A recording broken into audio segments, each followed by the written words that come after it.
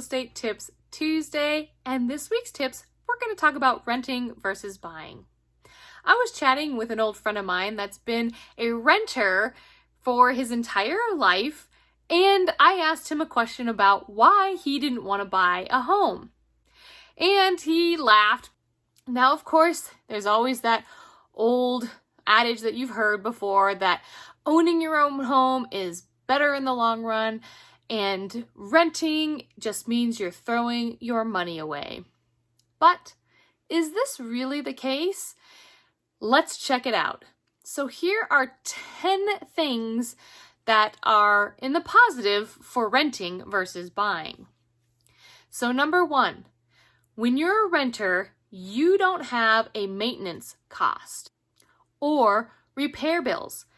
Because if you have a leaky faucet or you have a leak in your roof or whatever it may be, you've got someone to call and you don't have to pay a dime for it. Because the homeowner or the apartment owner is the person who deals with these types of repairs. So you don't have any of those repairs on your dime.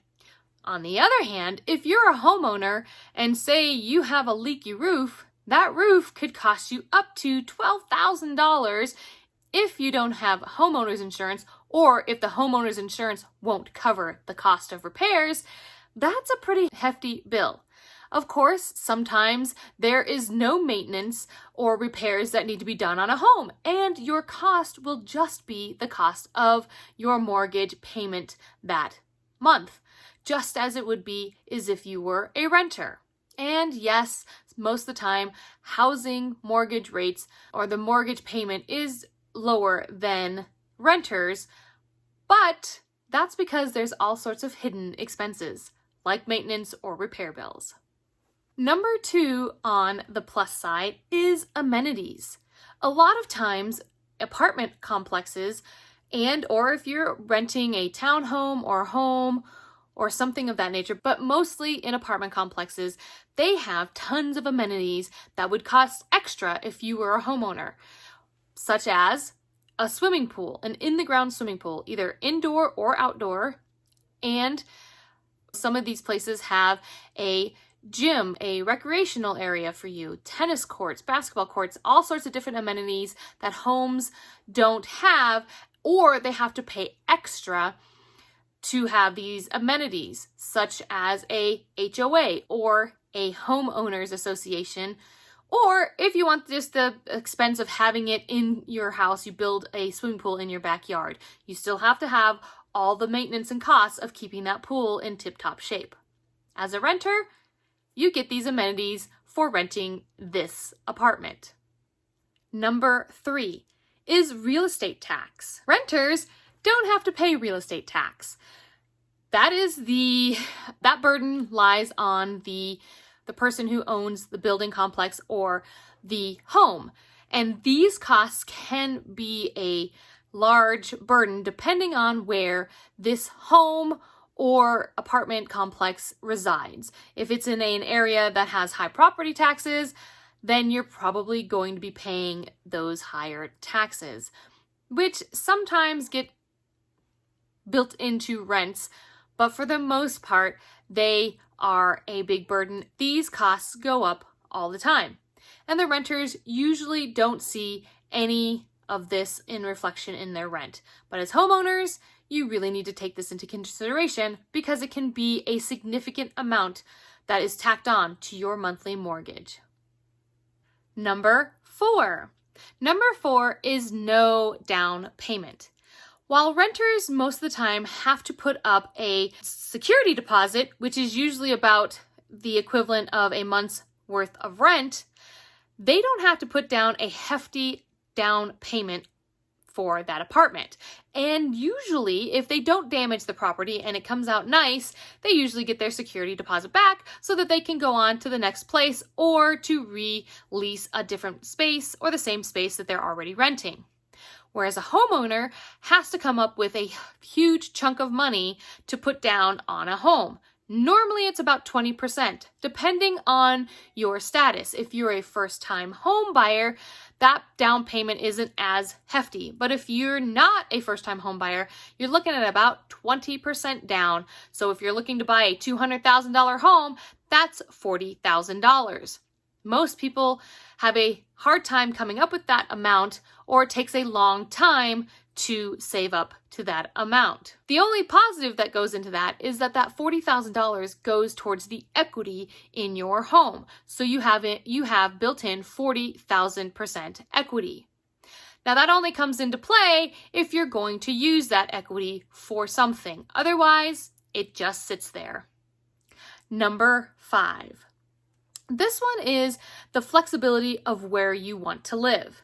As a renter, you have pretty much a large span of where you can rent your home. Because even though rent is high in some areas that housing is high, you can still probably be able to afford a apartment or a home in these types of areas for a lower cost than, say, buying a home that's $600,000. Number 6, renters don't have to worry about the property decreasing in value because it doesn't actually affect them whatsoever, unless, of course, it reflects in their rent that they're paying. But homeowners definitely want to take this into consideration because if you buy a home for $200,000 and the neighborhood never becomes an up-and-coming neighborhood, or maybe it goes up and then it comes back down, and in 30 years when you pay it off, it's still $200,000, you never really made any equity in that home. So really it all depends on the outcome of the housing market. Right now in Colorado, we have a great housing market for sellers. The equity in the homes have gone up by double digits for years now, so that is definitely a bonus for people that are buying homes now. But again, if you don't ever use that equity, it's really just sitting there. If you're not taking the money out to, say, invest in another property, then that money just sits there and waits for you to use it. It's kind of like a savings account if you use it for home repairs or maintenance, if those ever come up.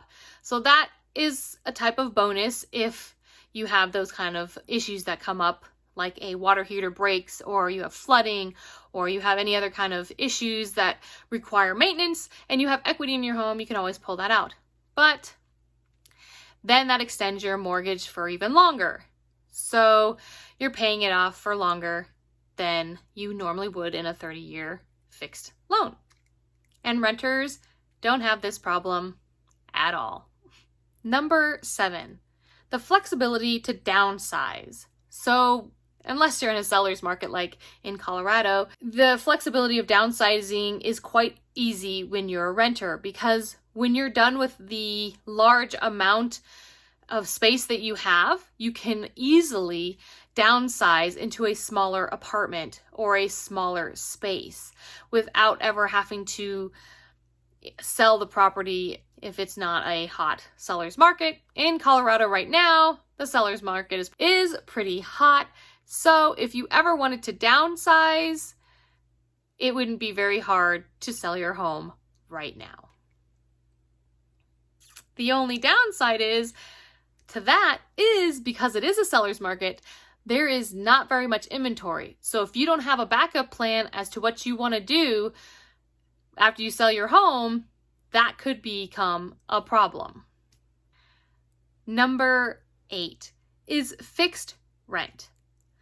Now, most renters have a fixed rent for the duration of their lease.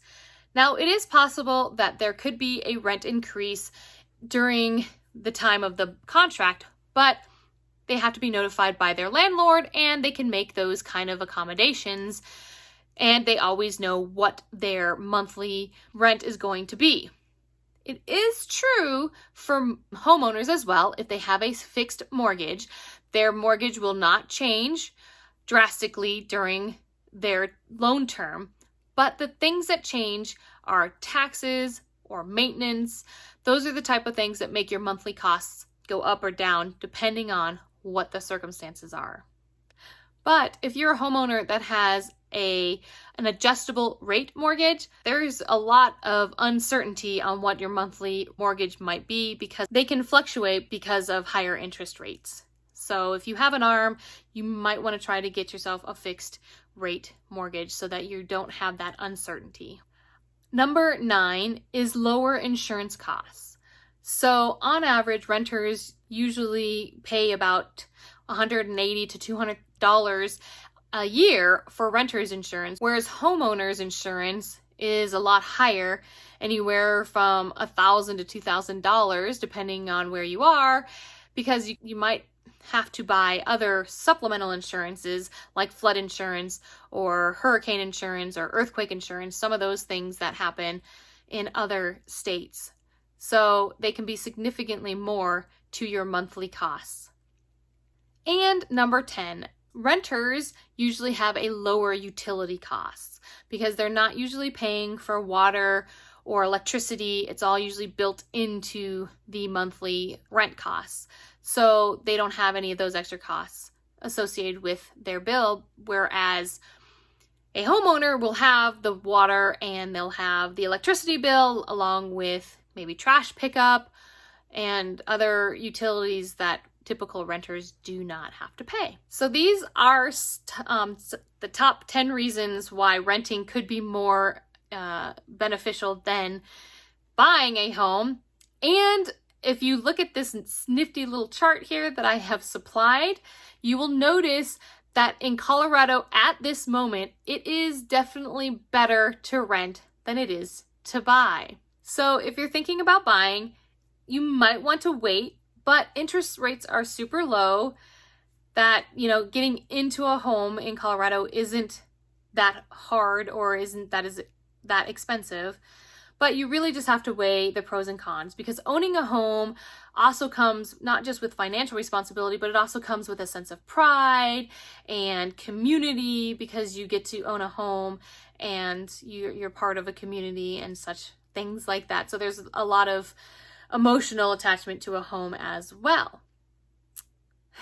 And if you're an investor like me, you understand that real estate can give you the benefits that you're looking for. If you're just a single family homeowner and you only own your own home, then you might not get all the benefits of the tax deductions, which if you can't itemize stuff on your tax returns, you might not get all of the tax benefits of owning a home.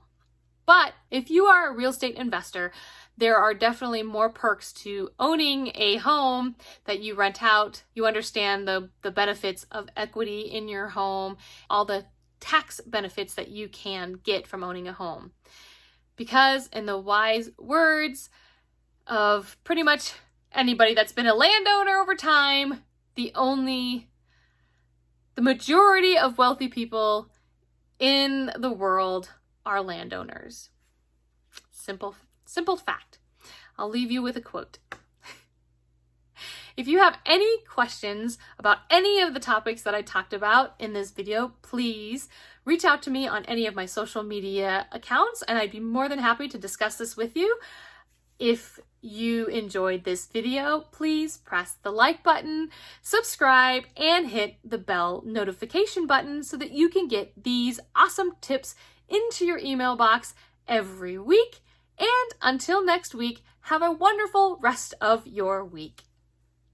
Happy house hunting or apartment hunting.